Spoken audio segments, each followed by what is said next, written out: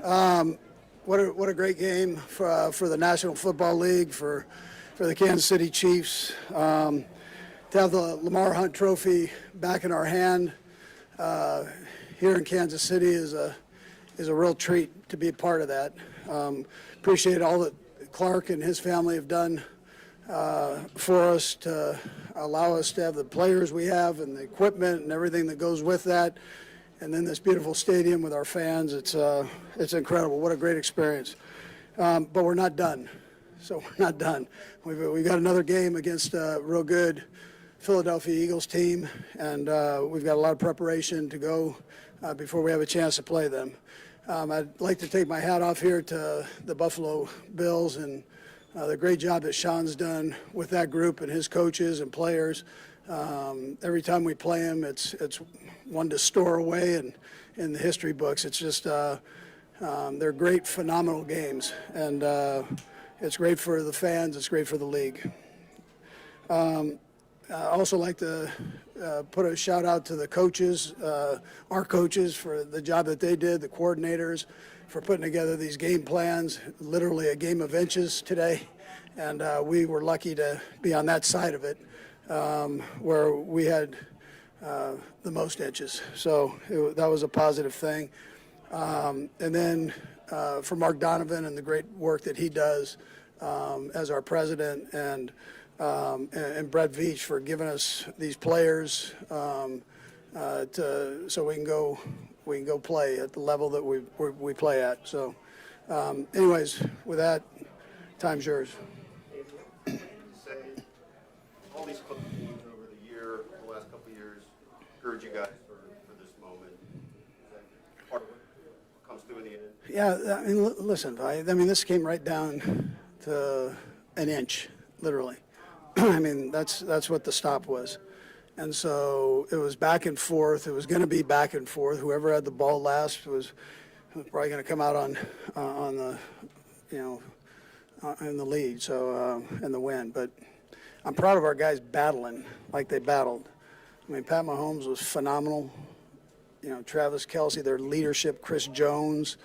I can just go through all these guys. I mean, they didn't waver at all, and that's how they've been. I mean, that from training camp. I mean, they've got this personality where they know how to bear down. They know when to have fun, but they also know when to bear down.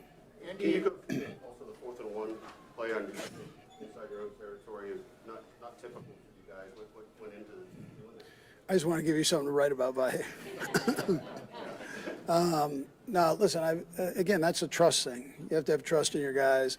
We called a timeout so we could kind of calm the minds and take what we thought was our best play and against them there. And so between that one and that last one at the end that P. Ryan had, we had some time to kind of digest those. When these head coaching cycles come around, Spags is not at the top of the list. How perplexing is that to you? Yeah, listen, I have the utmost respect for him, and I know he'd be a great head coach. I don't want to lose him selfishly, but I know what kind of coach he is, and I know the situation that he was in with the Rams and all that, and you give him another opportunity, and he'll do a great job there. But that I can't determine that, and we don't have time to worry too much about that with all this going on. The others seem to be really motivated by the chance to go for free. Clark talked about it out there, Pat talked about it out there. Now that you're in the moment and you're not immediately preparing for another game, is it at all motivating to you as well?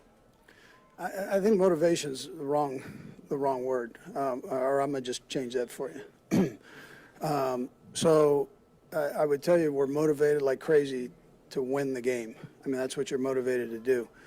You get caught up in that other stuff, all the hype that goes with it, and then you forget about 3rd and 1 and detailing that, either side of the ball. So you've got to keep everything in perspective. And really, when it comes down to it, all the confetti, all that's great. I mean, it's great. Nothing like doing it with your home fans. But it's going to come down to a football game. And the team that prepares and makes the least amount of mistakes will come out, the victor. So you make sure that you keep your head right and bear down. And, do the right things. You mentioned that ball play. What does it say about Nick to be able to make that play? Really, what has he meant these past few years? Yeah, Bolton. Yeah, he's unbelievable. He's a great kid, great player. Pride of Missouri, MU, baby. Yeah, so he's been fun to to be around and coach. Andy, nine teams have gone back to back. Why has it taken this long for someone to get to the third after that? What makes it so difficult? Yeah, I mean, you think of all the ups and downs and arounds that you went through during the season, the injuries, all those things that have to just happen the right way. With the margin to win and or lose in this league is so small, the parity is unbelievable, and that's the way the commissioner and the owners wanted that, so that every city had a chance. And so it's just, some of these games are, they're gut wrenching, and I've got a lot of gut to wrench. So, it's one of those things. So you really have to, you got to hit it right, and it's got to come out right. Coach, you've got a lot of guys here, won Super Bowls and all that, but you've got some new guys, especially some veteran guys. Just what are your feelings for DeAndre, Kareem? Yeah, I was so happy for DJ's another one. I mean, I was so happy for those guys. I mean, the smile on their faces and their compete throughout the time that they were here has been incredible. I mean, literally took Kareem off the couch, and after having a couple surgeries and all that bit that he had, and here he comes out and does a great job for us here. Okay, thanks, Coach. Okay, good. Thank you.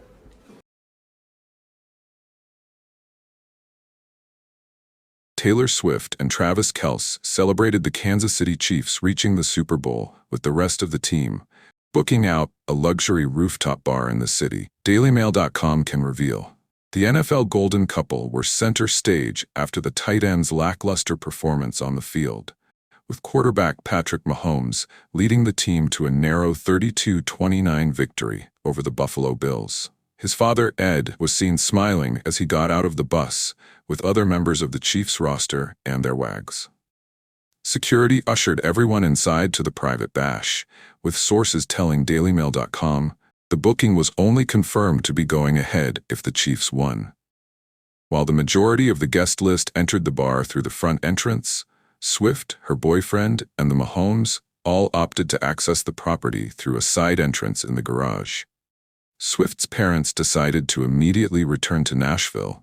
The Shake It Off hitmaker and Kelce arrived in a convoy of SUVs, while the Mahomes opted for one of their luxury Lamborghini vehicles. She is rarely seen out and about in Kansas City and has only been opting to attend home games this season to support her boyfriend after security threats were raised. The remote-controlled access to the building was guarded by at least 2 armed police officers, security guards, and a senior member of staff who awaited the 14-time Grammy Award winner's entrance. It is unclear if Kelce had booked out the cocktail bar for the rest of the team, with the late-night spot becoming a favorite of his and the pop sensation over the course of their relationship. Swift was one of the first to congratulate her boyfriend, rushing onto the field with his mom, Donna, to give him a hug.